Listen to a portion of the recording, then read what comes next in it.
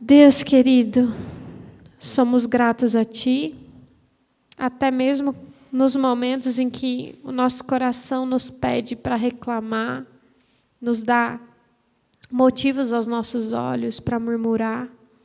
O Senhor nos faz lembrar de tudo aquilo que o Senhor já fez em nossas vidas e preenche o nosso coração de gratidão. Esse é um desses momentos. Talvez a gente tenha muitos motivos aqui para chorar, para reclamar, para murmurar, mas esses momentos, essas dificuldades se tornam muito pequenas perto do Teu amor, do Teu cuidado, da Tua graça, da Tua presença.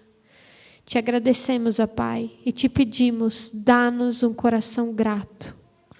Que a nossa vida seja uma expressão de gratidão a Ti.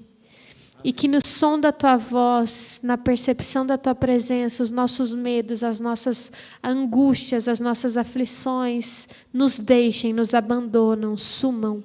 E só sobre gratidão. Esse é nosso desejo, é a nossa oração. Te amamos, te agradecemos, te louvamos e fazemos tudo isso em nome de Jesus Cristo. Amém. Amém.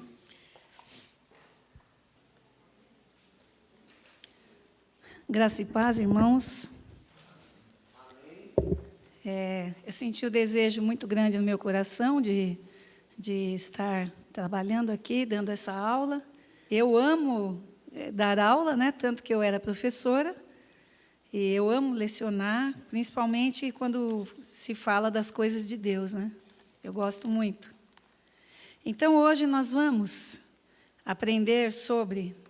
O título da nossa lição é Escolhidos, Rejeitados e Rejeitados Escolhidos.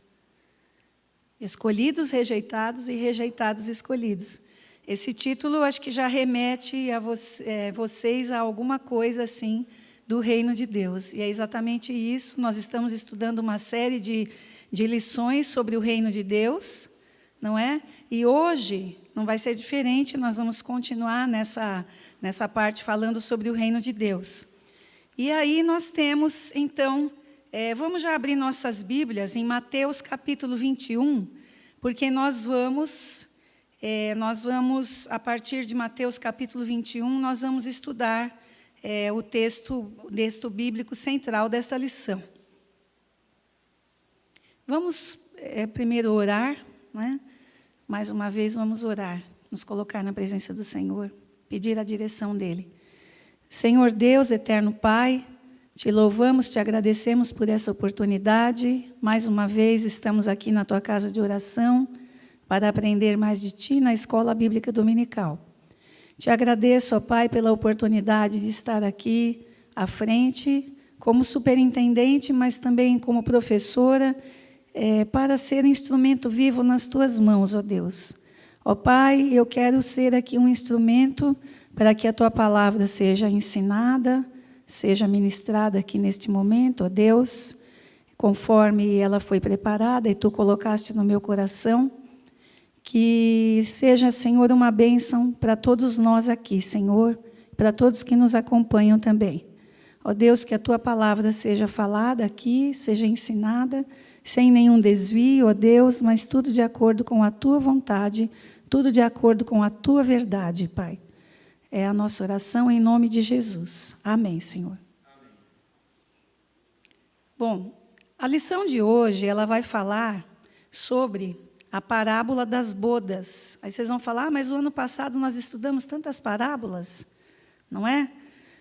Mas eu creio que não foi em vão que esse material, quando eu estava pesquisando materiais para poder trabalhar na escola bíblica, não foi em vão que esse material, vamos dizer assim, caiu em minhas mãos. Eu pesquisei na livraria Pendão Real, eu estava comprando uma agenda, na verdade, e me chamou muita atenção. Duas revistas me chamaram muita atenção com esse material que nós temos trabalhado aqui na Escola Bíblica. É uma revista para adultos e jovens também. E são temas que abrangem, aliás, até os adolescentes também poderiam estudar esses temas aqui, porque estão de acordo com a palavra do Senhor e são muito importantes, né? Então, olha só, em Mateus capítulo 21, vamos abrir no capítulo 21 primeiro. nós temos aí a parábola das bodas, que está no capítulo 22. Só que nós vamos ler 2 outras parábolas antes, vamos dar uma estudada rápida nelas, porque assim, nós temos uma sequência de 3 parábolas aí sobre o reino de Deus, e são parábolas que estão estreitamente ligadas. A primeira é a parábola dos 2 filhos, que está em Mateus 21, de 28 a 32. Esta seção do Evangelho de Mateus, ela apresenta os dias em que Jesus viveu em Jerusalém antes da paixão de Cristo. Então, essas parábolas estão aqui inseridas nesse contexto, nos dias em que Jesus viveu em Jerusalém. E aí, em Mateus 21, de 28 a 32, vocês sabem que eu gosto de ler, porque eu acho que fica mais fácil eu ler aqui na frente, para todos acompanharem aí. A parábola dos 2 filhos. O que vocês acham? Um homem tinha 2 filhos. Chegando-se ao primeiro, disse: Filho, vá hoje trabalhar na vinha. Ele respondeu: Não quero ir. Mas depois, arrependido, foi. Dirigindo-se ao outro filho, o pai disse a mesma coisa. Ele respondeu: Sim, senhor, mas não foi. Qual dos 2 fez a vontade do pai? Eles responderam: O primeiro. Então Jesus disse: Em verdade lhes digo que os publicanos e as prostitutas estão entrando no reino de Deus primeiro que vocês. Porque João veio até vocês no caminho da justiça e vocês não acreditaram nele. No entanto, os publicanos e as prostitutas acreditaram. Vocês, porém, mesmo vendo isso, não se arrependeram depois para acreditar nele, ou não se arrependeram e não creram nele. Então, nós podemos ver aqui, nessa parábola, um chamado. O pai ordenando aos filhos, ou pedindo aos filhos que trabalhassem na vinha. O primeiro, eu não estou querendo não, viu, pai? Não estou muito afim, não é muito a minha praia, vamos dizer assim, eu não estou muito afim. Mas, de repente, ele se arrepende por não ter atendido ao pai, num primeiro momento, ele se arrepende e vai trabalhar na vinha. Já o segundo filho falou que ia, mas, vamos dizer aqui na gíria, pisou na bola com o pai, Não foi. Falou que ia, mas não foi. Num primeiro momento, ele pode ter se sentido até constrangido e falou que ia. Só que aquilo foi só um primeiro momento, em que o pai lhe pediu, porque o pai está pedindo, eu vou falar que eu vou.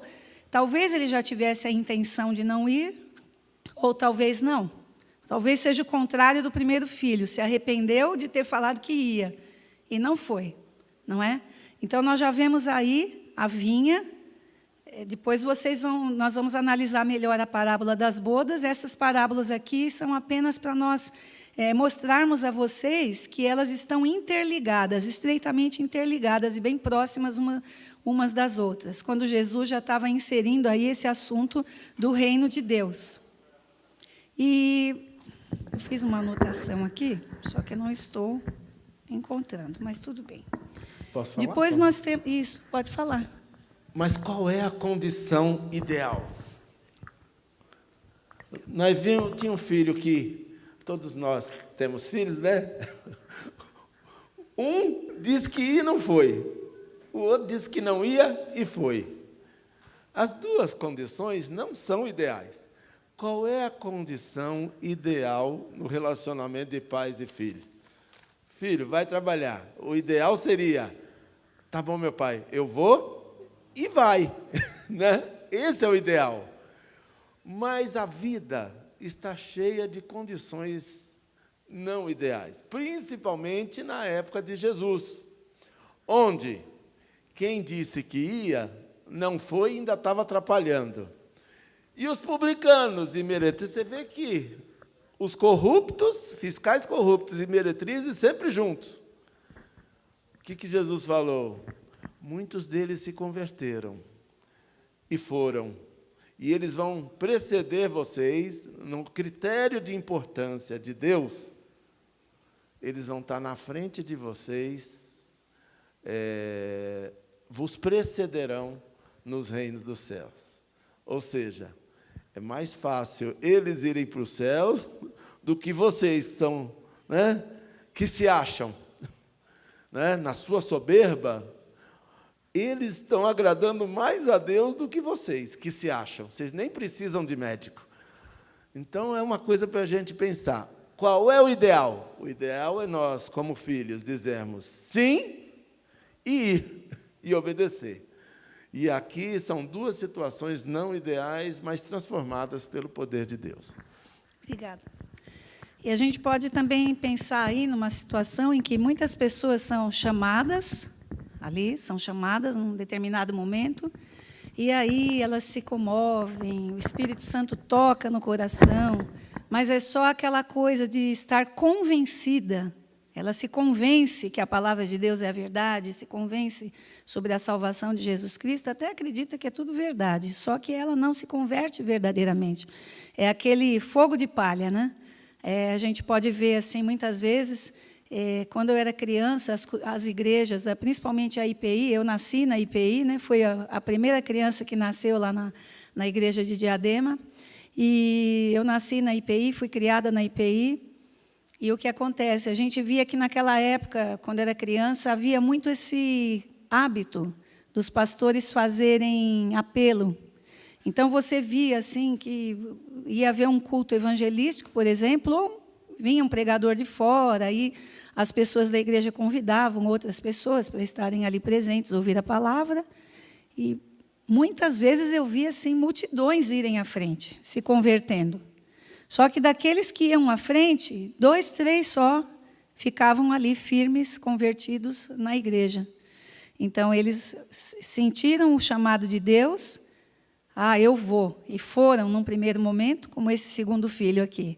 Foram, mas depois, vou não. Não vou não. Muitas vezes a gente vê que as pessoas elas não querem compromisso, né? Porque estar no reino de Deus, participar do reino de Deus, envolve também compromisso com Ele, né? O compromisso de fazermos as coisas certas, de obedecermos a sua palavra, de prestarmos o culto a Ele. E as pessoas, muitas vezes, hoje em dia, elas já têm tanto compromisso que elas acham que estar diante de Deus e segui-lo é um compromisso a mais. Não é como esse filho, eu não quero esse compromisso, não. Eu falei que ia, mas não vou, né? Não vou trabalhar na vinha, né? Depois nós vamos ver a conotação que a vinha tem aqui também, na parábola das bodas. Depois nós temos a parábola dos vinhateiros, ou lavradores maus. Dependendo da tradução bíblica aí, tem a parábola dos vinhateiros, aqueles lavradores da vinha, vinhateiros, ou lavradores maus, e eram extremamente maus, realmente. Então, ela está em Mateus, na continuação, 21, de 33 a 46. 21, de 33 a 46. Escutem outra parábola. Havia um homem, dono de terras, que plantou uma vinha. Pôs uma cerca em volta dela, construiu nela um lagar, edificou uma torre e arrendou a vinha a uns lavradores. O lagar é o tanque que se usa para pisar as uvas e fazer o vinho, certo? Depois ausentou-se do país. Quando chegou o tempo da colheita, o dono da vinha mandou os seus servos aos lavradores para receber os frutos que cabiam a ele. Mas os lavradores, agarrando os servos, espancaram um, mataram outro e apedrejaram ainda outro. O dono enviou ainda outros servos em maior número, e os lavradores fizeram a mesma coisa com eles. Por último, o dono da vinha enviou-lhes o seu próprio filho, pensando, o meu filho, eles respeitarão. Mas os lavradores, vendo o filho, disseram uns aos outros, este é o herdeiro, venham, vamos matá-lo e ficar com a herança dele para nós. E agarrando-o, lançaram-no fora da vinha e o mataram. Quando, pois, vier o dono da vinha, que fará aqueles lavradores? Eles responderam, fará perecer horrivelmente aqueles malvados e arrendará a vinha a outros lavradores que lhe entregarão os frutos no tempo certo. Então Jesus perguntou: vocês nunca leram as Escrituras? A pedra que os construtores rejeitaram, essa veio a ser a pedra angular. Isto procede do Senhor e é maravilhoso aos nossos olhos.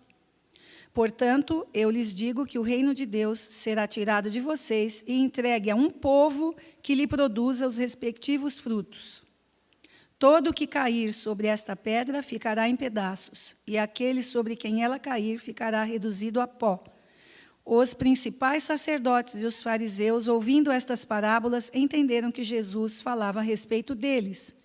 E, embora quisessem prendê-lo, tinham medo das multidões, porque estas o consideravam como profeta. Então, nós vemos mais essa parábola aqui dos lavradores maus, na sequência dessas 3 parábolas.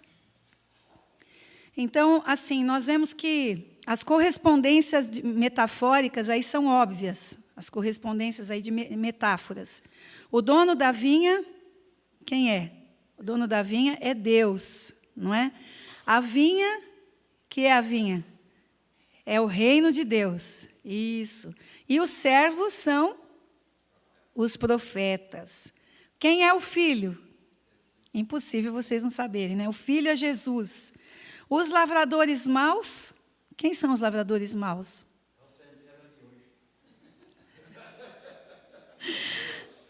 Os lavradores maus são os judeus que se opunham a Jesus. E a morte do filho é a crucificação. Não é isso? A retirada dos lavradores é a transferência do reino para um novo povo de Deus, que inclui os gentios. Então, é aí, eu estou fazendo assim, bem resumido, porque... na verdade, o nosso principal texto é a parábola das bodas, né? Não entende quem não quer, né? Trazendo para hoje, o que a gente vê? A história se repetindo, porque é um ciclo. Quem é o Senhor da vinha? É Deus. O que é a vinha hoje?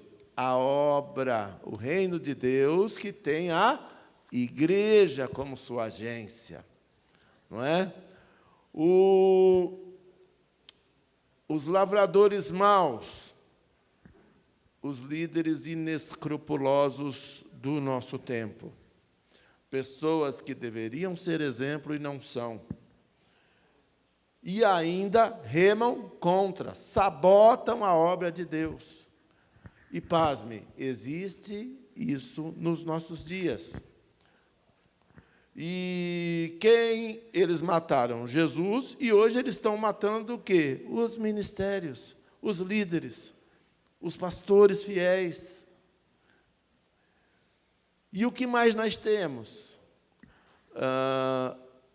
Essas pessoas não assumem o compromisso que juraram diante de Deus e diante dos homens, traem esse compromisso, e Deus está movendo, está trazendo pessoas totalmente improváveis, porque a obra é grande, mas são poucos os trabalhadores comprometidos.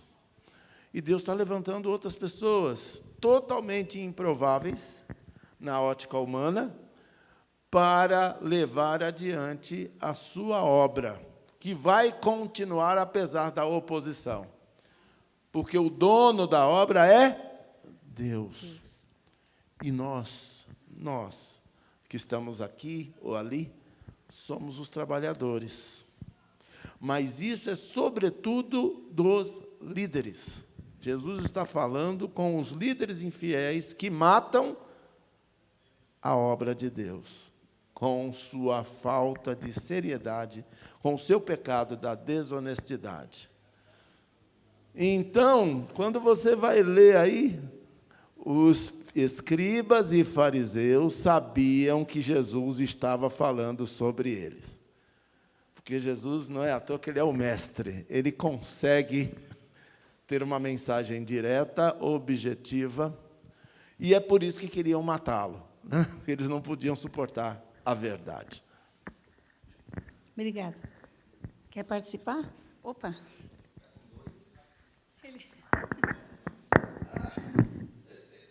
Ele sempre passa para quem está aqui na frente, né? E eu caí direitinho, né? Então, e nós vemos que a salvação foi primeiro ao judeu. Nós vemos isso na palavra de Deus. E depois ela passou, o reino passou também, o reino de Deus, se estendeu também aos gentios, que somos nós, que não somos judeus, na verdade. E aí nós vemos que essa questão dos líderes, né, os líderes que estavam matando a obra de Deus, matando o evangelho na terra, essa questão é muito grave, inclusive nos dias de hoje, porque se uma pessoa está na liderança dentro da casa de Deus, é aí uma responsabilidade, não é nem dobrada, é triplicada, é multiplicada por muitas vezes essa responsabilidade.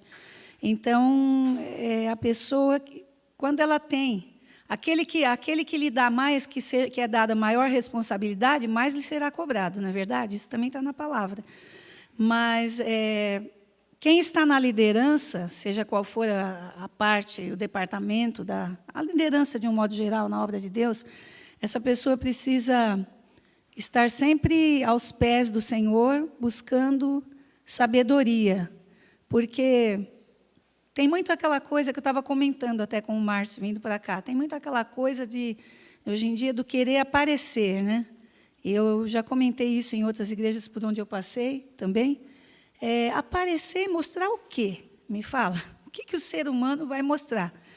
O que ele quer aparecer, quer estar à frente para aparecer, para se promover, aquela coisa da sede do poder. Existe a sede do poder na vida secular, por aí, existe a sede do poder na política, nas empresas, nas escolas, em todo lugar existe a sede do poder. O ser humano é um pouco assim por natureza, não todo mundo, acredito eu. E eu já sou uma pessoa assim que eu não quero poder nenhum. O único poder que eu quero para mim é o que todos nós devemos buscar, o poder de Deus na nossa vida. Não é? Então, eu falo assim, o que a pessoa quer muitas vezes estar à frente, às vezes o caso de uma banda, né? Ele quer fazer sucesso, quer aparecer, a gente vê até a história aí de muitos cantores evangélicos, que aquilo acabou subindo tanto para a cabeça, que eles acabaram se desvirtuando no seu caminho, acabaram fazendo sucesso com outro estilo de música, que não é a música para Deus, na verdade, a música gospel, mas aí não é só isso, eles acabaram se desviando totalmente do caminho de Deus. Então, assim, aquela coisa do ser humano querer mostrar, né? Aí eu pergunto, mostrar o quê? Mostrar que todos nós somos mortais, somos pecadores e dependemos da graça de Deus, dependemos dessa salvação, não é? Então, aqui o que acontece? Os fariseus, eles tinham muito essa coisa da vaidade, né? De querer se mostrar para as pessoas, eles tinham muito disso, e isso não agradava a Deus, era aquela vaidade, né? Como o fariseu que orava lá na praça, porque eu sou isso, eu sou aquilo, batia no peito, eu sou isso, eu sou aquilo outro, eu dou esmola, eu faço isso, faço aquilo outro, e em praça pública, para que todos vissem. Chega a ser ridículo, né? Vocês não acham? Chega a ser ridículo isso, né? A pessoa tem uma terra. É o que está acontecendo aqui. Uhum. Só quem plantou foi nós. Só nós que plantamos. Nós somos aqui. Nós plantamos. E aquele pessoal lá, por que não está plantando? Está plantando. Coisa errada. Uhum. Nós temos que fazer o seguinte. Todas as igrejas, todas as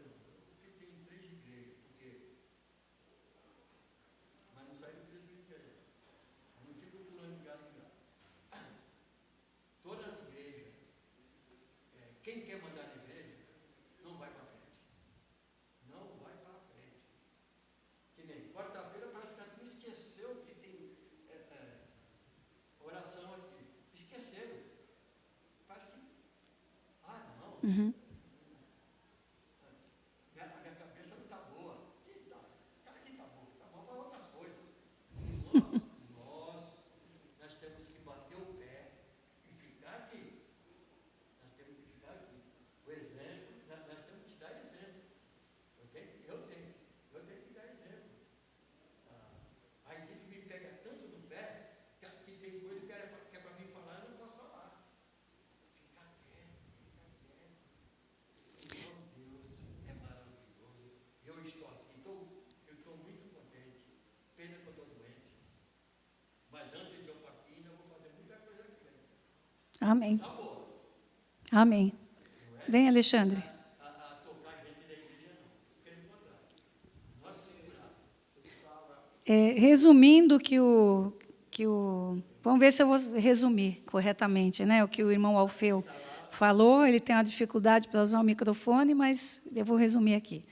Ele falou que nós estamos aqui, estamos plantando, né, na casa do Senhor, estamos fazendo a obra e tudo mais.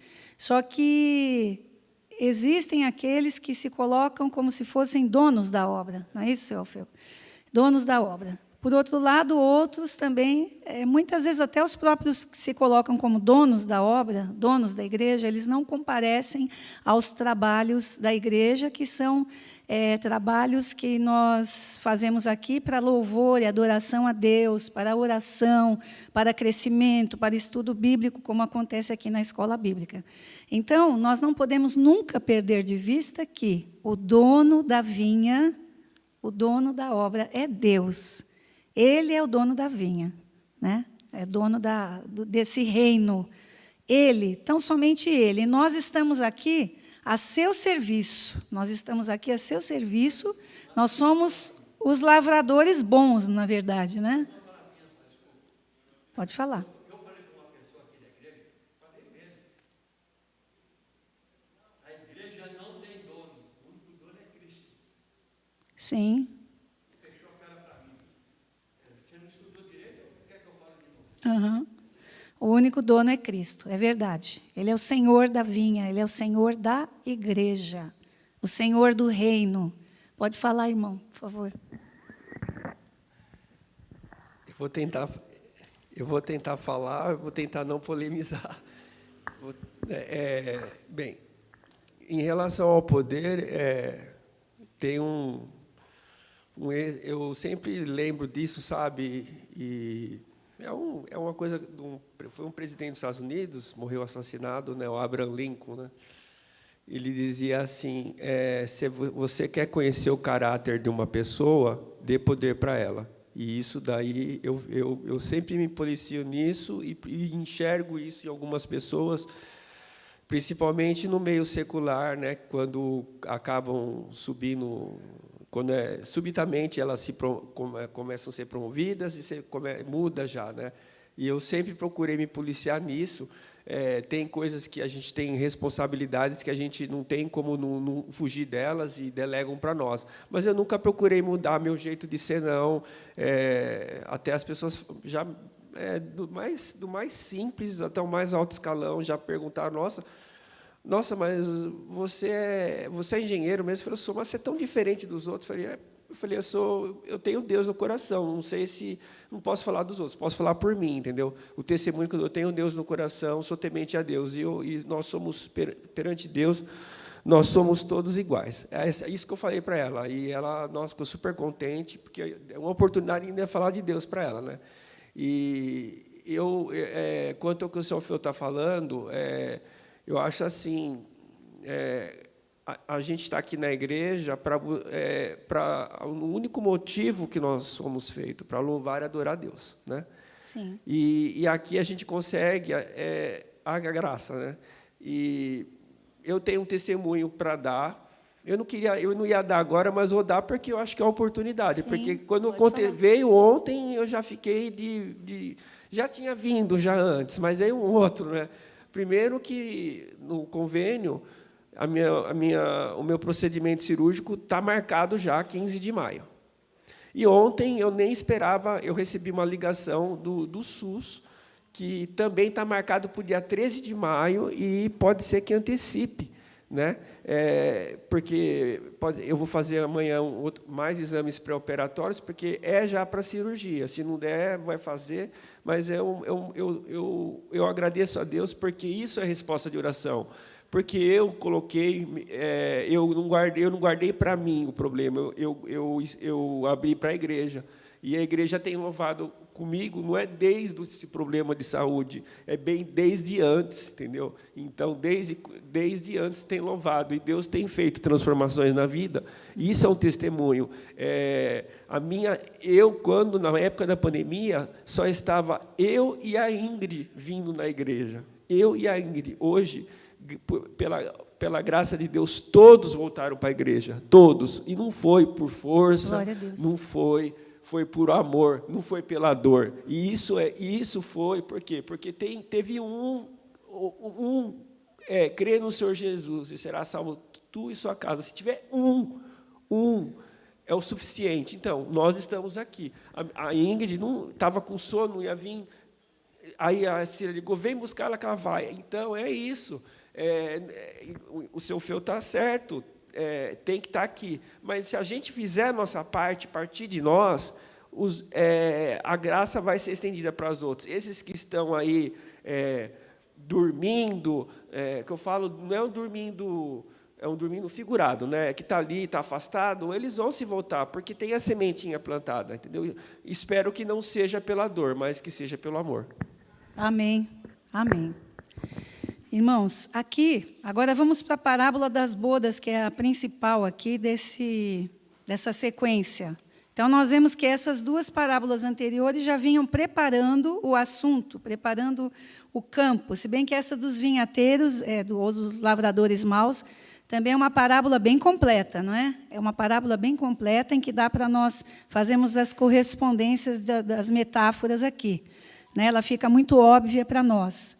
Então, a parábola das bodas está logo aqui na sequência das bodas ou da festa de casamento, no capítulo 22, de 1 a 14, que diz assim: De novo Jesus lhes falou por parábolas, dizendo: O reino dos céus é semelhante a um rei que preparou uma festa de casamento para seu filho. Enviou os seus servos a chamar os convidados para a festa, mas estes não quiseram vir. Enviou ainda outros servos, dizendo: Digam aos convidados: Eis que já preparei o meu banquete. Os meus bois e animais da engorda já foram abatidos e tudo está pronto. Venham para a festa. Mas os convidados não se importaram e se foram, um para o seu campo, outro para o seu negócio.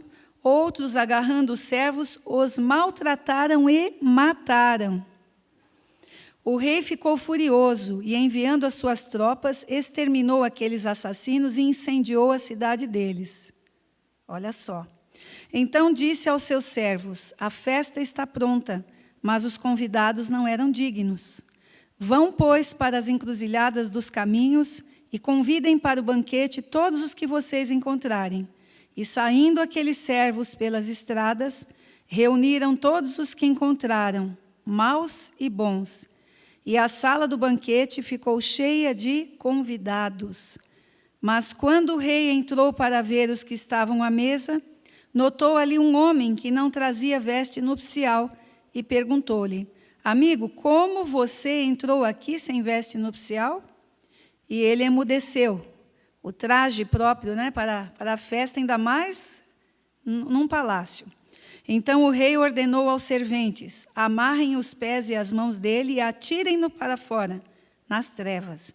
Ali haverá choro e ranger de dentes, porque muitos são chamados, mas poucos são escolhidos.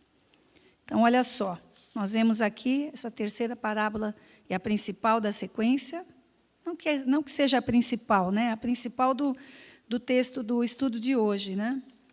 Onde nós vemos aqui, no caso, as bodas. As bodas, uma boda, o que são bodas? É uma festa de casamento. As bodas representam o quê? Uma união. Um tempo em que o filho do rei, o noivo, que é Jesus, estará totalmente unido com o seu povo. O seu povo que é colocado como a noiva de Cristo. Aí nós vemos, em primeiro lugar, que os convidados recusam-se em ir à festa. Eles recusam ir à festa. Então, naquela época, vamos passar aqui, ao invés do palácio, vamos falar dos senhores daquele tempo. Geralmente, os banquetes que havia lá na casa dos senhores, eles eram um meio de exercer a política também. Esses senhores aí, esses nobres da época, eles faziam banquetes na sua casa para discutir os assuntos da política, os assuntos do reino, né? Era um meio de discutir a política imperial. E a mesma coisa também no Palácio Real, também era um meio esses banquetes eram um meio da cúpula estar reunida para discutir assuntos relativos ao reino, não é?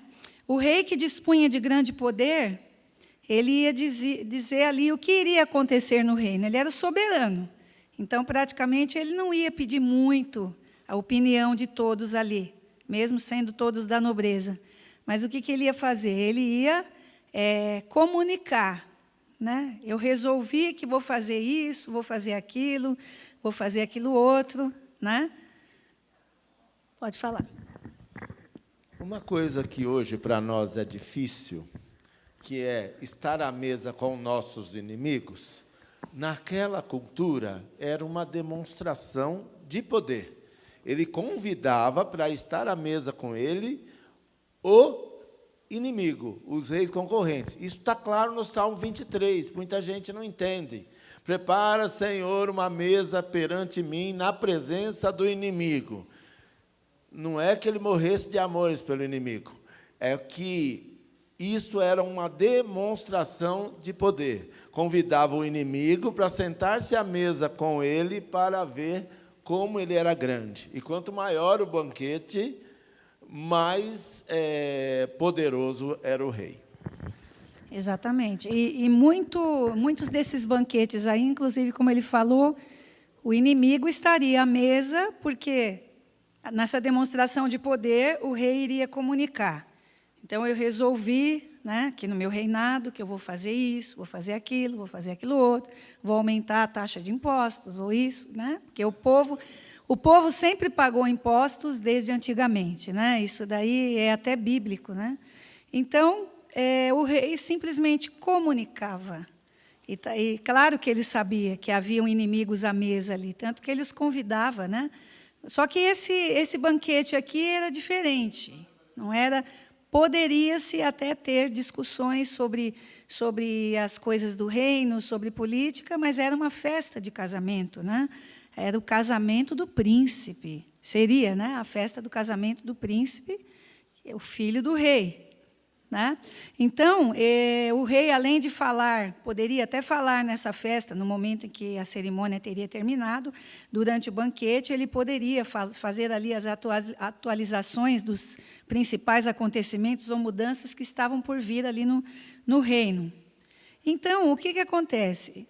Os primeiros que foram convidados para esse casamento, para essas bodas, e para essa festa, eles recusaram o convite real e seguiram cada um o seu rumo para cuidar dos seus próprios interesses. Mas que coisa, hein? Se hoje em dia nós fôssemos convidados, hein? Já pensou? Para ir numa festa assim, da cúpula, né? Olha, você está sendo convidado.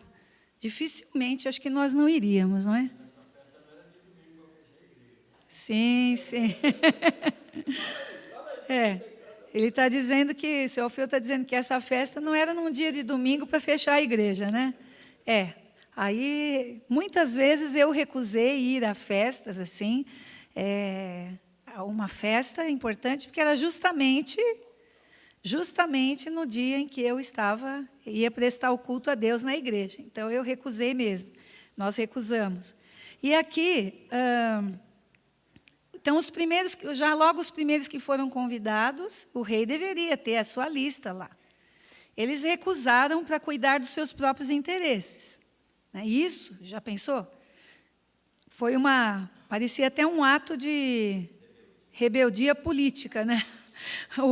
Os que foram convidados, de repente, eram inimigos de outro partido, coisa assim do tipo, né? O que queriam derrubar o rei também, né? E aí eles não aceitaram. E, gente, eram as bodas do filho do rei. Olha só que privilégio, que honra você estar num palácio nas bodas de um príncipe. Olha só como seria maravilhoso.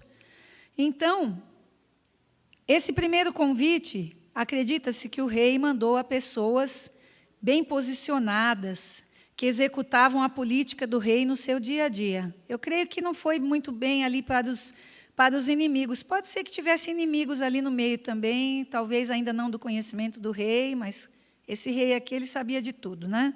A gente sabe que esse rei é um rei especial.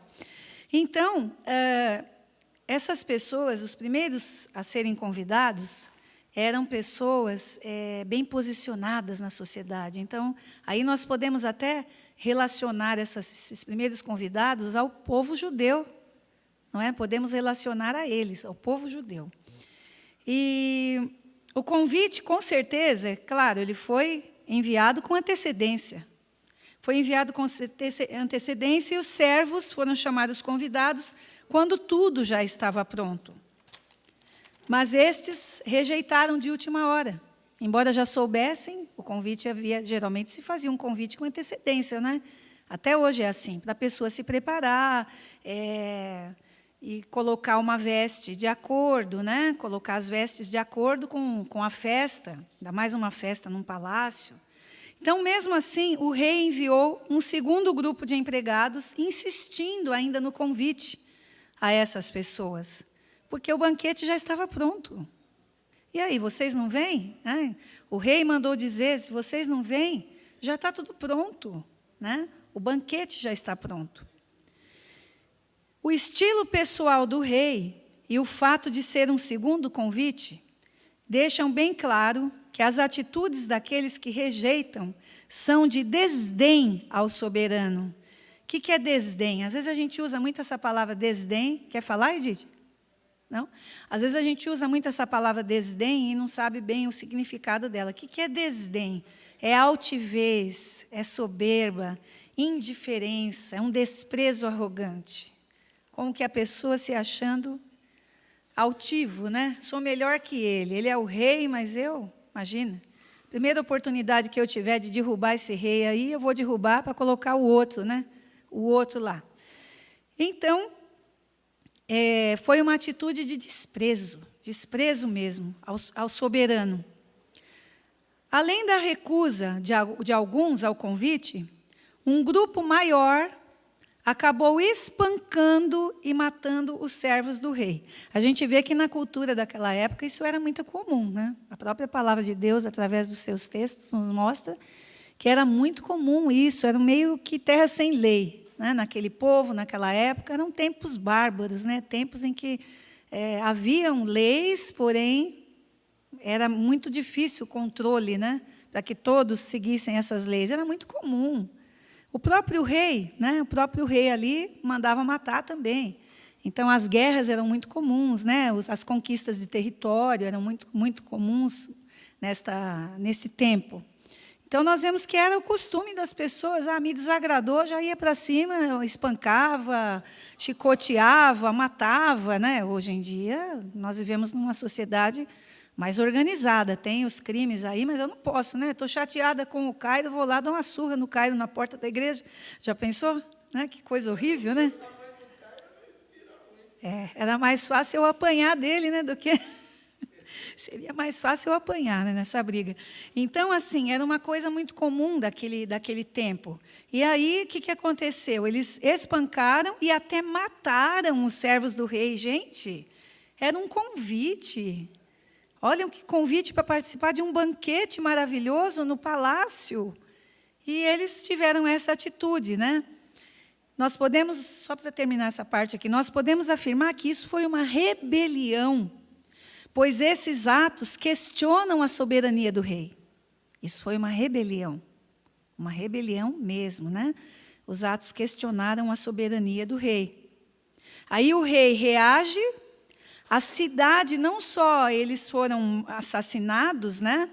Mas a sua cidade também, a cidade, o vilarejo lá onde eles viviam naquela época, também foi destruída, foi ateado fogo lá, foi queimada, né? Olha só, muito grave, né? Muito grave. Fazendo uma ponte com os dias de hoje, sendo Deus continuando o Senhor da vinha, e a igreja sendo a própria vinha, o que a gente vê? Deus, na sua misericórdia, Ele faz esse convite, primeiramente, a nós, os seus filhos, para que a gente honre. Hoje, eu e a pastora estamos trabalhando a questão da gratidão.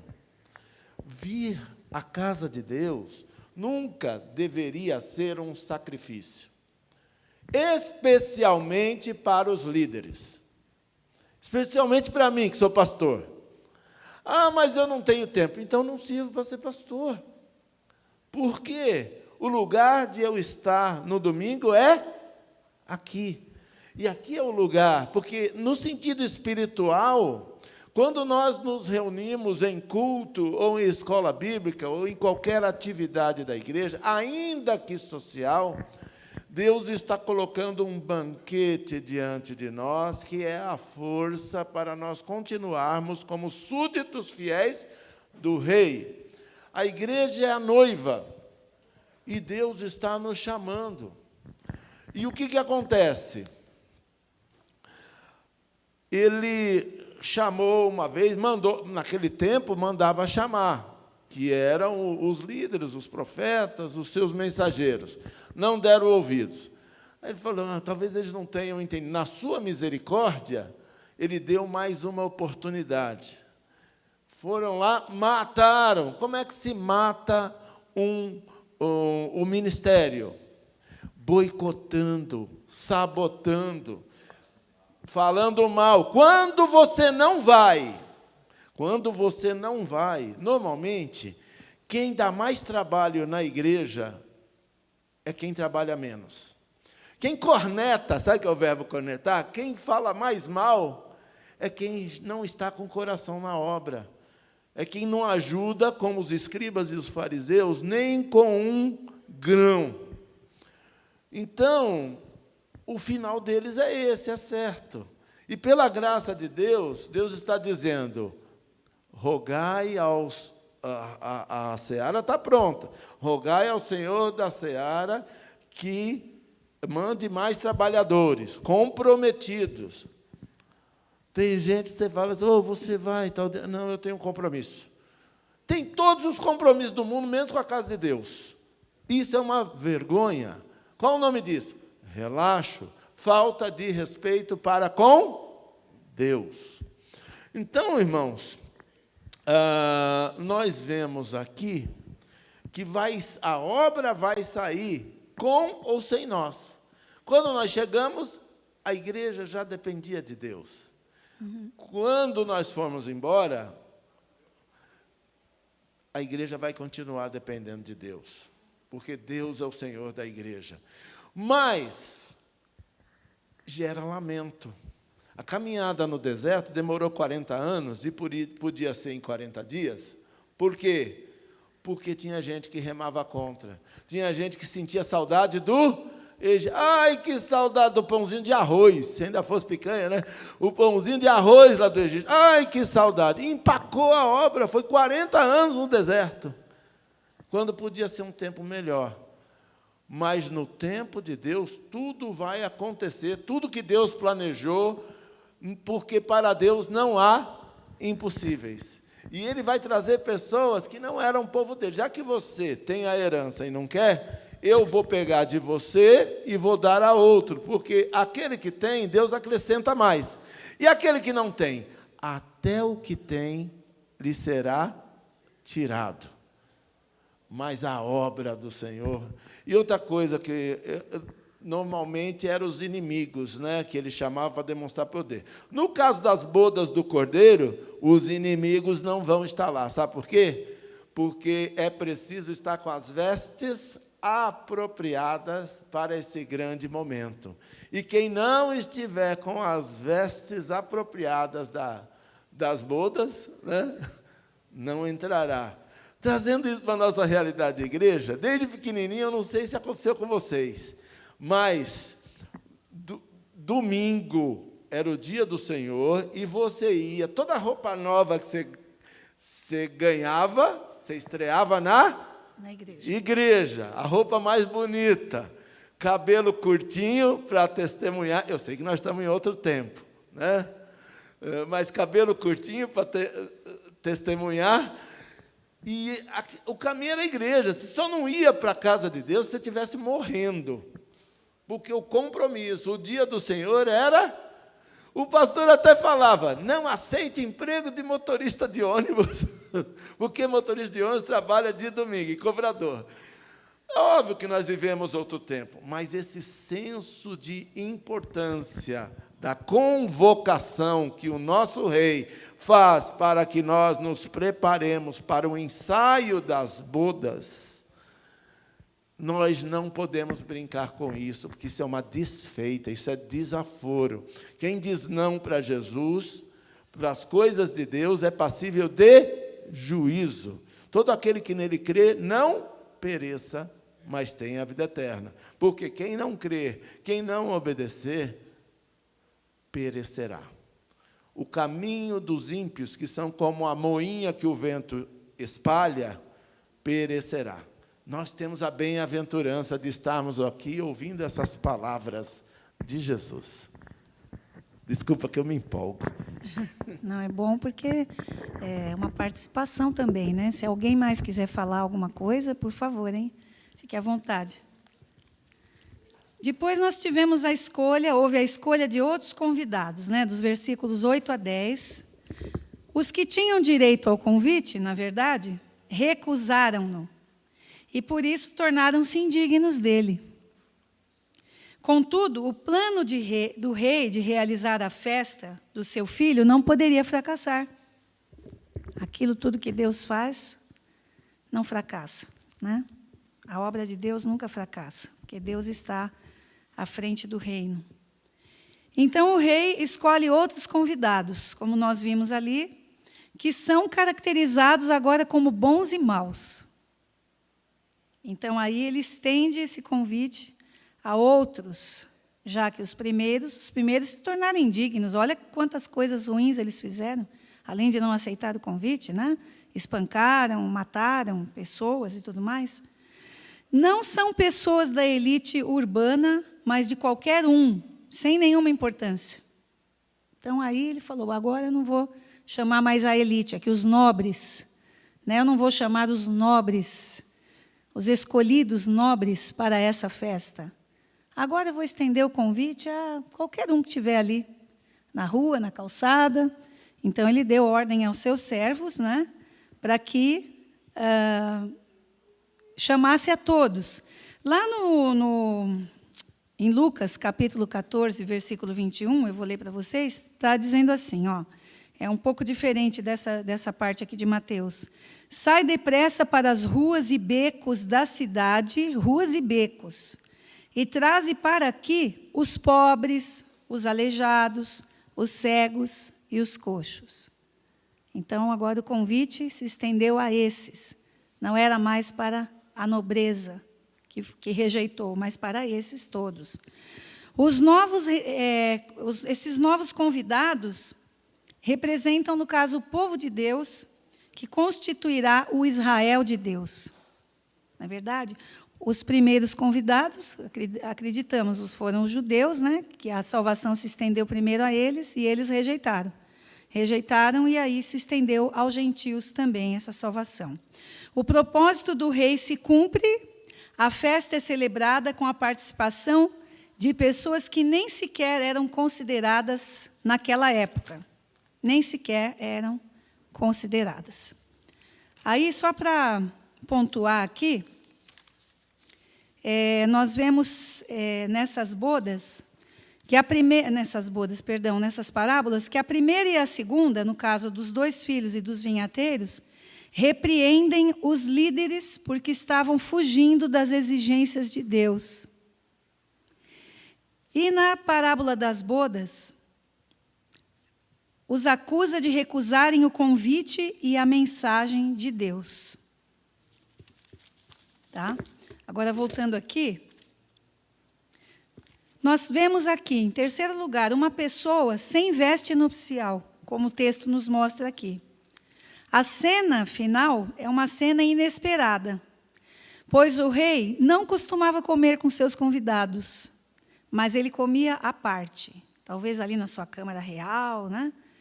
Porém, ele ia lá saudá-los, ia discutir alguns assuntos lá do reino, como eu falei para vocês, conforme versículos 11 e 12.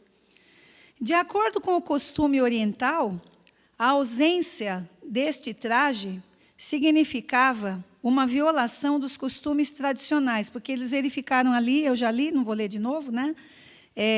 Que havia alguém que não estava com os trajes de acordo, né? Quando nós recebemos muitas vezes convite para uma festa, né? Qual o traje, né? Parece que essa coisa hoje em dia está caindo bastante, né? Cada um se veste do jeito que quer. Mas para um casamento, por exemplo, né?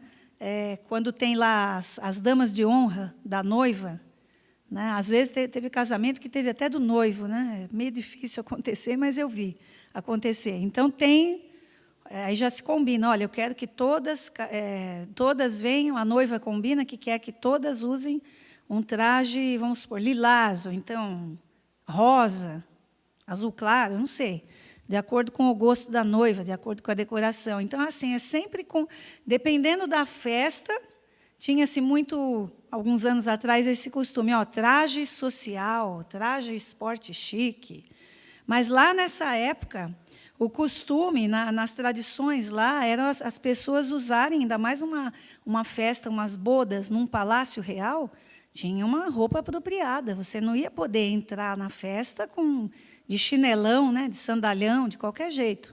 Então, tinha um traje todo apropriado para isso, né?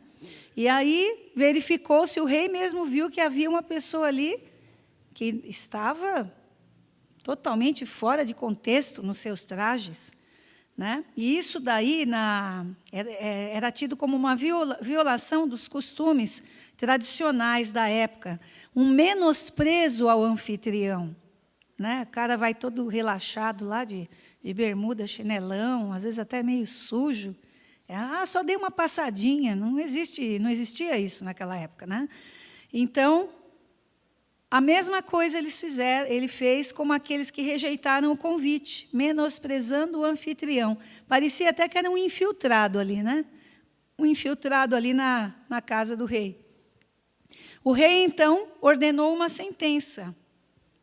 Eu vou reler o versículo 13. A sentença foi: então o rei ordenou aos serventes: amarrem os pés e as mãos dele e atirem-no para fora, nas trevas. Ali haverá choro e ranger de dentes. Porque acho que já ia noite alta, né? Então, atirem-no para fora ali nas trevas. Que ele fique lá fora da festa, de estômago vazio e roncando, né? Porque ele não ia poder participar desse banquete real, dessa festa. Então, essa sentença de julgamento, ela aparece em alguns lugares no Evangelho de Mateus. Tem até as referências aqui. Sendo, em algumas passagens, aplicadas aos ímpios. Nós já podemos ver ali que aqueles que foi alguém que menosprezou ao rei também, né? Por isso ele foi atirado para fora em meio às trevas, né? Onde havia choro e ranger de dentes. Nós sabemos ao que tudo isso nos remete, né? Aqueles que não têm a salvação em Jesus Cristo, né? O que está reservado para eles, nós já bem sabemos, a palavra nos é bem clara a respeito disso. A severidade do julgamento sobre a pessoa sem a veste nupcial está relacionada com a falha dessa pessoa em praticar a justiça. Ele não fez aquilo que era o certo, ele não fez aquilo que era justo, né? Se vestir com aquele traje nupcial para estar na presença do rei, nas bodas. E, na verdade, foi uma falha em praticar a justiça. Está relacionado assim, dessa forma, na palavra de Deus. E aí, vocês querem falar mais alguma coisa? Vocês não, o pastor Márcio, né? Mas vocês... Assim ele enriquece a aula, né? Gente, Ele ajuda. A maior saia justa que eu, como pastor, enfrento desde sempre na igreja é casamento. Numa certa cidade aí, um casal muito famoso, né? Foi até o prefeito da cidade lá no casório, era o rei da laranja com o rei do óleo, né? A filha do rei do óleo com o filho do rei da laranja. Então, era um evento. Tanto é que o casamento foi feito na maior igreja da cidade, a igreja quadrangular, e o casamento foi realizado na Red Eventos, que é onde é o rodeio. É um negócio muito grande. E numa cidade provinciana, ou seja, era o evento, todo mundo queria ir. Aí gerou uma divisão na igreja. Por quê? Essa igreja é uma panela mesmo. Eu não fui convidado nesse casamento. A pessoa nem é da igreja ainda, ou nem vinha na igreja, mas queria ser convidado. E eu queria ir. E o senhor não consegue, o senhor, o pastor da igreja, o senhor tem que tomar uma atitude. Não pode permitir essa panela. O senhor não consegue. Quanto o senhor quer para conseguir um convite para mim? E o escândalo na cidade ainda foi maior, porque a noiva foi fazer o cabelo em Campinas, que é a cidade grande, né? E aí a cabeleireira da igreja, isso é uma indignidade. Eu não venho mais nessa igreja porque ela sempre foi, cresceu com a gente e não honra os da casa e bababá. E não foi por falta de dinheiro que não foram todos convidados. Houve uma seleção. Quem é chique vai no casamento, quem não é. E o que acontece? Isso é tão importante, irmãos, a sociedade que a gente está dá tanta importância a isso, que existem revistas especializadas em fofocas e cobertura desses eventos. É muita futilidade, né? E os nomes são os mais estapafúrdios, chiques e famosos. Não tem uma revista aí? Nem sei se ainda Não existe pobres e anônimos. Tem que ser chique e famoso. Ou então revista caras. E é irresistível. Você vai num salão de cabeleireiro ou vai num dentista, tem essa revista lá, você dá uma espiadinha. Então, irmãos, nós não podemos nos nortear por isso. O casamento, o encontro, a formação de uma família é uma celebração à liberdade desse sistema, né? O nosso rei, ele convida a todos. Os pobres lá, os do caminho, por que eles aceitaram? Porque ninguém convida eles para nada, ninguém os convida para nada. E eles receberam de bom grado. E a nossa missão, como trabalhadores da vinha, é chamar, acolher as pessoas, a começar do atender ao convite do dono da vinha, sermos fiéis a esse chamado. Esse é o nosso compromisso maior. Mas tem gente que tem tanto compromisso que não tem tempo. Tem até um negócio, na internet tem umas coisas boas. Tinha um quadrinho assim na internet, aí mostrou uma criança. Muito cedo para Deus. Alguém achou que era muito cedo para Deus. Aí o sujeito cresceu, aí está lá, muito ocupado para Deus. Depois, ele já envelhecendo, muito cansado para Deus. Aí mostra uma cruz no cemitério. Tarde demais para Deus.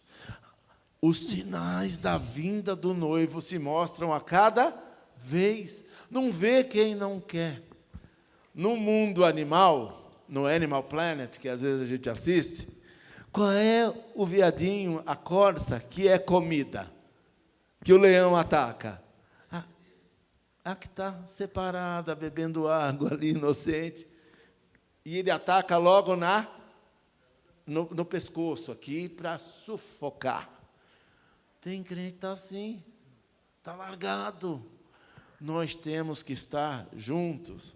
Você vê o ataque da fera lá do zebu. Aí vieram os outros zebus, bateram no leão, o leão saiu correndo. Por quê? Eles, embora sejam mais fracos, eles se fortaleceram na união deles. E nosso inimigo sabe disso. E tem gente que é rebelde contra o convite e se orgulha de ser rebelde, né? Ainda bota na rede social. Que não sejamos rebeldes. Olha o que diz lá na palavra. Se hoje ouvirdes a voz de Deus, não endureçais o vosso coração como em Meribá. Um momento de rebelião que Moisés teve que encontrar. Todos estes que se rebelaram contra Moisés morreram no deserto e não entraram em Canaã. Não cruzaram o Jordão. E a palavra de Josué para o povo é: santificai-vos, porque hoje o Senhor fará maravilhas entre vós. E nós temos experimentado isso. Pode não aparecer. Muitas vezes, a gente não toca a trombeta em Sião. No vosso silêncio possuí as vossas almas. Mas Deus continua nos abençoando. Aqui. Só uma observação, essa cabeleireira é como aquele filho que falou assim: eu vou trabalhar na vinha. Né? O contrário, eu não vou, eu não estou afim de trabalhar na vinha. Né? Quando ela falou assim, vou sair, pois creio que ela, nesses últimos anos, ela se firmou, ela está firme na casa de Deus, está firme no caminho do Senhor. Né? É um motivo para nós nos alegrarmos muito. E aqui uma curiosidade. A gente pode pensar assim, espera aí, mas o convite foi estendido às pessoas, os pobres, os aleijados, né, os mendigos. Depois o rei ia cobrar a veste nupcial deles. Onde eles iam ter dinheiro para ter uma veste nupcial? Então, muito provavelmente, aqui até o comentarista da lição, ele diz que não se fala sobre isso no texto, mas ninguém sabe de onde foi tirada essa veste nupcial. Mas, pela palavra de Deus, nós cremos que o próprio rei providenciou as vestes para os seus convidados que não tinham condições. Não é? E aí, de repente, esse que foi encontrado ali sem a veste nupcial, ele não tinha... Por isso que o rei cobrou ele estar com a veste nupcial. Não tinha desculpa para não usar a veste nupcial. Porque o rei proporcionou a todos os convidados que não tinham condições. Pode vir, irmã. E na Bíblia, Paula, há citações de que Fala aqui. as vestes quem teve as vestes lavadas. Sim, eu vou falar sobre isso. Eu vou falar sobre isso. O pastor está lembrando aqui, eu já ia falar sobre isso também. É que a citação na palavra de Deus de que muitos dos que tiveram as vestes lavadas no sangue de Jesus. Então, quem providencia as vestes é o próprio rei. Né? O próprio Deus é quem providencia essas vestes para participarmos dessas bodas. Bem, ouvindo aí a palavra, eu senti o desejo de estar falando aqui. Como que é bom a gente estar participando do banquete, né? Mesmo sendo gentios, né? Que fomos convidados, mas aceitamos, né? E o meu testemunho é esse. Todas as vezes que tive uma notícia ruim, assim, muito triste, na minha vida, eu estava no banquete. Vou contar só uma. O nosso primeiro filho, Orfeu está aqui, testemunha. Nós perdemos um bebê com 1 aninho, e ele estava internado. E não preciso falar do sofrimento, né? A emoção é grande. Mas, naquele dia, eu estava na escola dominical, estávamos. E o meu sogro chegou. Ele não era cristão, né? Ele teve a notícia que nosso filho tinha falecido, e ele chegou nas minhas costas e falou assim, chegou por detrás e falou assim, Edith, o Cristianinho faleceu. E interessante, irmãos, que eu senti paz. Estava na escola dominical, estava participando de um banquete como hoje, estamos aqui. Então, o que eu quero falar é que os irmãos, né, tenham esse testemunho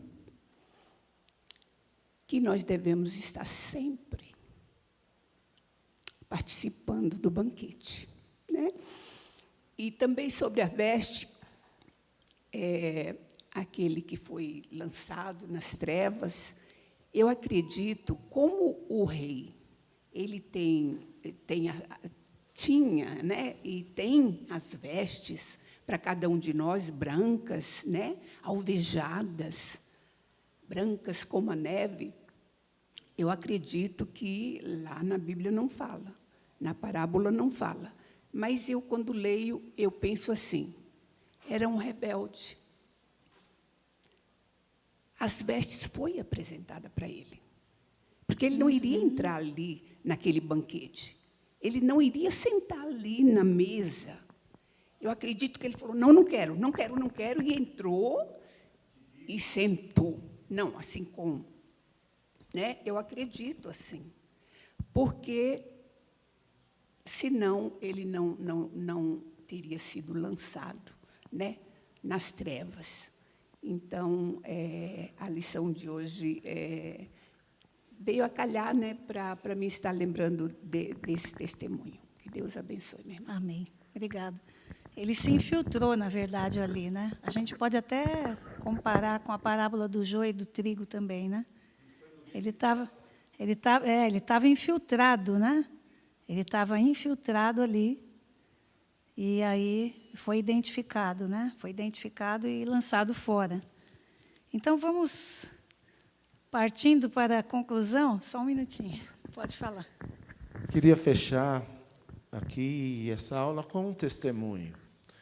Quando fala de onde eram os últimos convidados, dos becos, né? Sim, dos becos, aleijados, pobres, mendigos. Eu me identifico com essa palavra, porque a minha conversão não foi na igreja, mas foi no beco. Estávamos eu e a Paula ali, à beira da 23 de maio, não é? Num lugar onde o povo ia para se prostituir e se drogar. Tinha até umas luzinhas acesas para ver o que eu e ela íamos fazer. E a Paula perguntou, você quer aceitar Jesus? Quero. E ela orou por mim ali, no beco, na quebrada, algumas luzes acesas. Era na parte mais alta ali, do viaduto da 23 de maio. Da 23 de maio, um local avenida, perigoso. Mas foi ali que eu aceitei o convite. O convite não tem lugar. O que vai determinar o lugar da festa é a nossa atitude.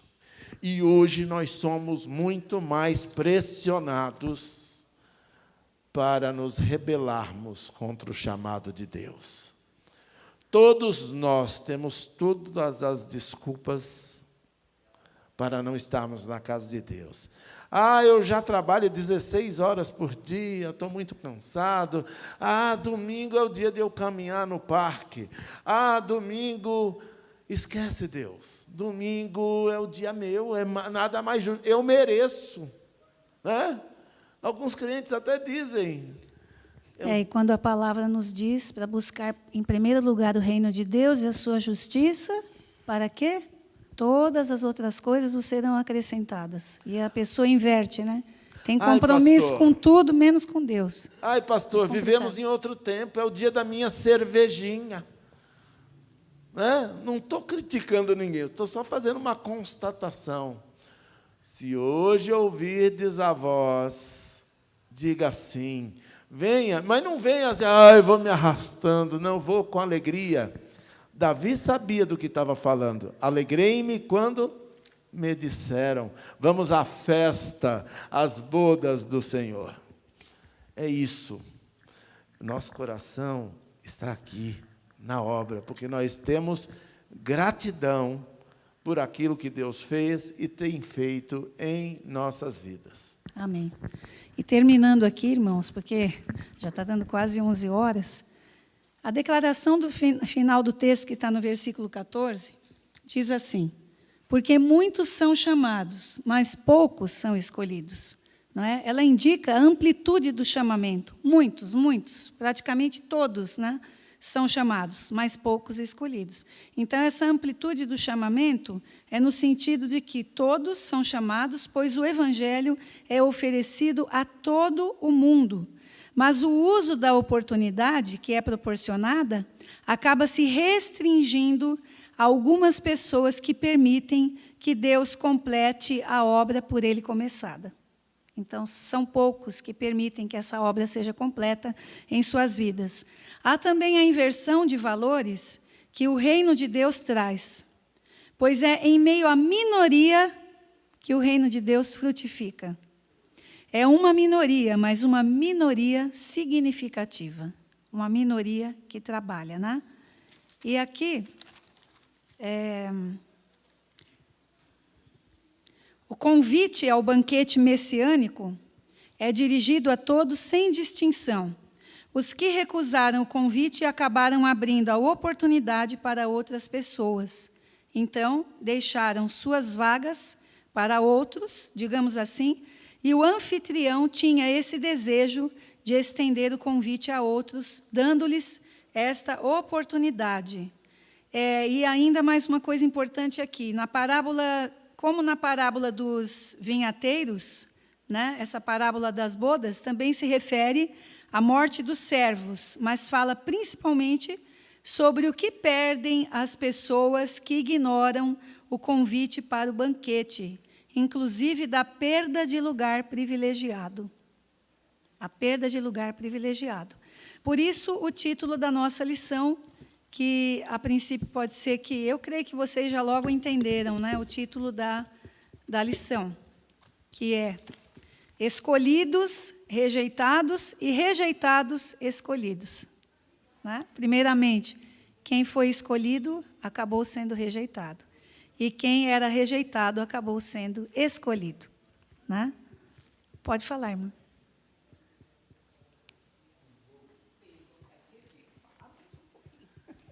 A emoção, às vezes, o pensamento foge, né? O fato de eu falar que estava num banquete, estava na igreja, não quer dizer que quem não está na igreja, se eu não estivesse na igreja, eu teria também a paz, porque Deus estava conosco, né? Deus estaria dando, mas pelo fato, eu falei da igreja, da escola dominical, é que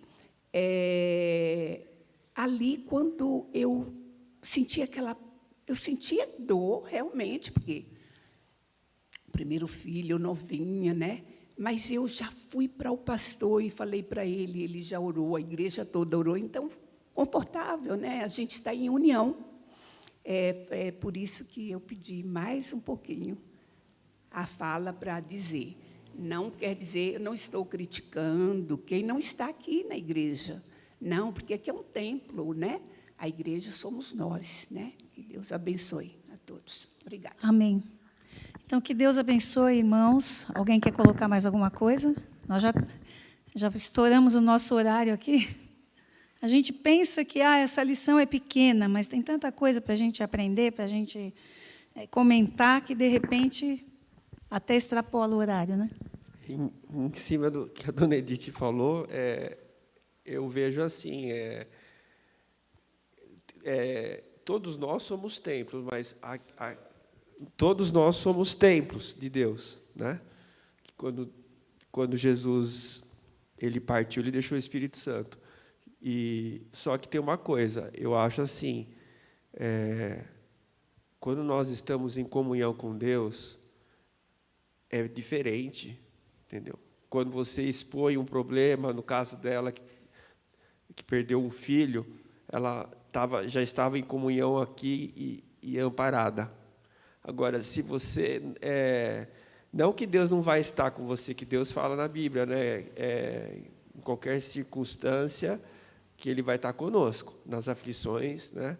Que nós não vamos deixar de ter nesse mundo, mas Deus vai estar conosco nessas situações. Mas aqui na igreja, quando nós buscamos a Deus, o fardo vai ser pesado, mas com os irmãos dividindo, o fardo fica mais leve, né? Agora, se você não estiver aqui, eu não sei onde você está, se você não estiver em comunhão, aí é muito mais difícil, né? É isso. Realmente. Essa comunhão é muito importante. A comunhão entre nós, irmãos em Cristo, e a comunhão com Deus, né? A comunhão vertical e a horizontal, né? Então, que Deus abençoe a todos vocês. Vamos orar para encerrar, então, essa aula.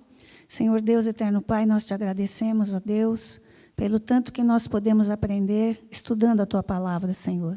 Muito obrigado a Deus, porque a Tua palavra nos mostra que nós estamos aqui, fomos chamados, fomos escolhidos para participar do Teu reino. E te louvamos por termos aceitado esse convite, Pai. Esse convite maravilhoso, Senhor. Muito obrigado, ó Deus, por esse dia, por essa escola bíblica, que além de um lugar de aprendizado, também tem se tornado um lugar de testemunhos, para nos enriquecermos uns aos outros, espiritualmente, com os testemunhos dos irmãos, com as experiências dos irmãos. E nós te louvamos por esse espaço, por esse momento que temos aqui. Pai, fica conosco, abençoa também o culto à noite, logo mais à noite, Senhor, e que o Teu Espírito Santo continue falando aos nossos corações. É a nossa oração em nome de Jesus. Amém.